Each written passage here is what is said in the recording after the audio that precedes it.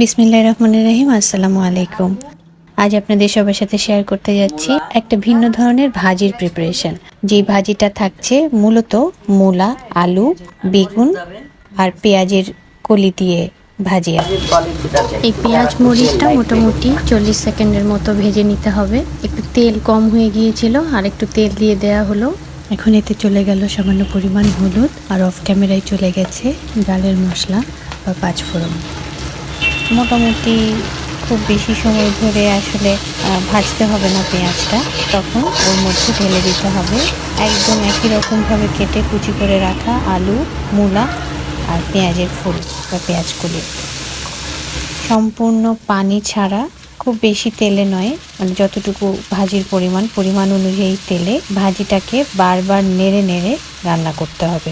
মোটামুটি 8 থেকে 10 মিনিট ভাজার পরে বা ভেজে নেওয়ার পরে একটু কাঁচা পেঁয়াজ আর বেগুন কিউব করে রাখা কেটে দিয়ে দিতে হবে। মেলা ভাজি হলে একটা দিতে হবে আর এখন বেগুনটা দিলে পরে সুন্দরটা একটা কালো হবে। একটা বেগুনের অর্ধেক পরিমাণ গেছে এই ভাজিতে। ভাজির পরিমাণ বেশি হলে একটাও দেয়া যেতে পারে। বেগুন দিলে ভাজিটা অনেক সফট হয়ে আসে এবং এটাতে স্পেশাল একটা স্বাদ অ্যাড হয় আর কি।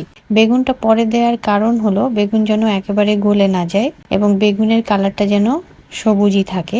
সে কারণে শুরুতেই বেগুন না দিয়ে বেগুনটা আমরা পরে দিয়ে এই ভাজিটা করলে বেগুনটা তখন আস্ত থাকে, সেদ্ধও হয়, আবার কালচে হয়ে যায় না, কালারটা সবুজ থাকে।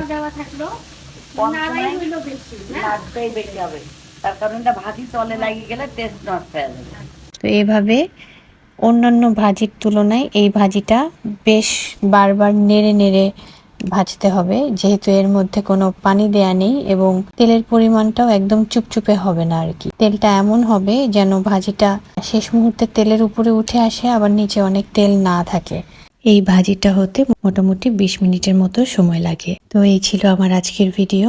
নিশ্চয়ই সবাই সবার অবস্থান থেকে ভালো আছেন। সবার জন্য রইল শুভকামনা। সকলকে অসংখ্য ধন্যবাদ। এই পর্যায়ে চুলার আঁচটা একটু কমায় দেওয়া হলো, আর একটু নাড়তে হবে।